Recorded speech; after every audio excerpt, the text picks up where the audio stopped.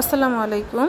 আজকে চলে এলাম আরেকটি ভাইরাল রান্না নিয়ে। এখন দেখি সবাই সাবুদানার স্বচ্ছ পায়েস তৈরি করছে, তো আমিও আপনাদের সামনে এই রেসিপিটাই নিয়ে এলাম। সাবুদানার পায়েস তৈরি করার জন্য বা সাবুদানার স্বচ্ছ কাচের মতো পায়েস তৈরি করার জন্য প্রথমে সাবুদানাগুলো নিয়েছি আমি। এখানে 1 কাপ ছিল। এইগুলোকে আমি অল্প অল্প পানি দিয়ে এইভাবে মেখে মেখে নিচ্ছিলাম। চাইলে ভিজিয়েও নেওয়া যায়, ভিজিয়ে নরম করেও নেওয়া যায়। আমি অল্প অল্প পানি দিয়ে এভাবে আটার মতো মেখে নিচ্ছিলাম। এরপরে কিছুক্ষণ রেখে দিয়েছিলাম 15 মিনিটের মতো। তারপরে এই যে এখানে আমি 3টা কালার ইউজ করেছি, 3টা কালার না 2টা কালার ইউজ করেছি। 3 রকমের হয়েছে আর কি। একটা হচ্ছে রেড ফুড কালার, তারপরে হচ্ছে গ্রিন ফুড কালার, আর একটা ছিল সাদা। এই 3 রকমের। এই দেখুন, এরপরে এইগুলোকে আমি এইরকম শেপ দিয়ে নিয়েছিলাম। এই যে গোল গোল করে হাতে প্রথমে একটু ঘি মেখে নিতে হবে। ঘি হাতে মেখে নিলে হয় কি, হাতে লেগে যাবে না। এই দেখুন, আমি এরকম ছোট ছোট মিষ্টির মতো সাইজ করেছি। এরপর এইগুলোকে দুধের মধ্যে ভেজিয়ে রান্না করতে হবে।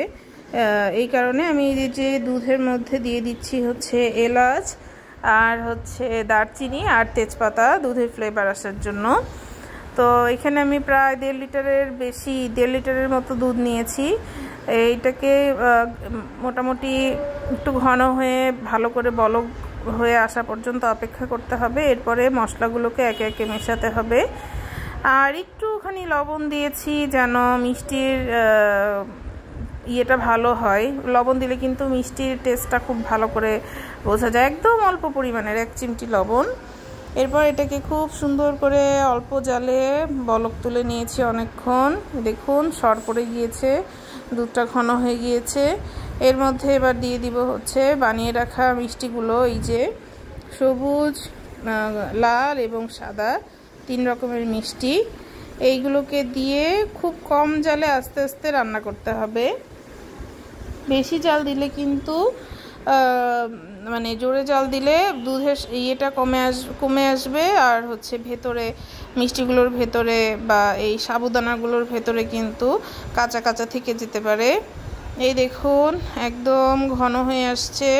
এই পর্যায়ে আমি একটু নেড়ে চেড়ে এর মধ্যে দিয়ে দিব চিনি।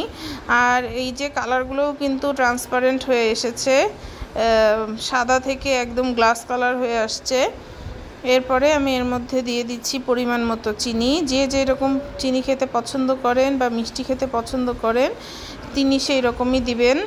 এখানে আমি প্রায় 1.5 কাপের মতো চিনি দিয়েছি। এরপরে এটাকে খুব সুন্দর করে নাড়াচাড়া করে ঘন হয়ে আসা পর্যন্ত অপেক্ষা করতে হবে।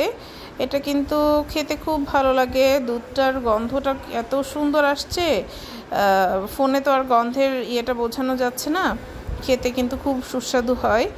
এই দেখুন, এরপরে আমার রান্নাটা হয়ে গিয়েছে। একটু ঠান্ডা হওয়ার পরে আমি মিষ্টিগুলোকে আপনাদের সামনে বেড়ে দেখাচ্ছি। মিষ্টির সাইজটা দেখুন একদম একটুখানি ফুলে গিয়েছে এবং কালারটা সুন্দর গ্রিন, রেড এবং হোয়াইট কালার হয়েছে। এই তো এইভাবে আপনারা ঘরে খুব সহজেই চটজলদি তৈরি করে নিতে পারেন সাবুদানার পায়েস বা ওই স্বচ্ছ সাবুদানার পায়েস। এটা সাবুর পায়েস তো আমরা সবাই খাই, আর এটা হচ্ছে এই যে মানে একটু স্বচ্ছ। এক একজন এক এক রেসিপি আসলে তৈরি করছে, তাই ভাবলাম আপনাদের সামনে আমিও একটা রেসিপি নিয়ে আসি। তৈরি হয়ে গেল সাবুদানার পায়েস। দেখুন কতটা সুন্দর স্বচ্ছ। তো দেখার জন্য সবাইকে থ্যাংক ইউ।